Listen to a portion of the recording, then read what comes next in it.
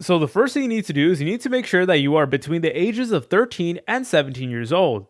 And you need to make sure you have a parent or a guardian who already has a adult Venmo account. And basically your parents or guardian is going to be able to go ahead and see and control your account from there. So you want to get someone who you actually do trust in order to do this. So I already have an adult Venmo account, and here's what they need to do in order to add you as a teen account. So all they need to do is they need to go to the bottom menu.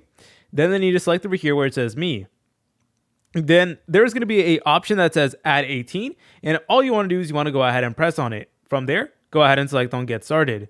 All they need to do is they need to go ahead and design the card. So you can go ahead and consult with them. You can go ahead and tell them what colors you want and stuff like that. So they definitely do have a wide selection of different ones. And then afterwards, they need to press on continue. And then they need to add your first and last name, including your date of birth. Afterwards, they may need to verify your identity by entering in your social security number or even an ID in some cases.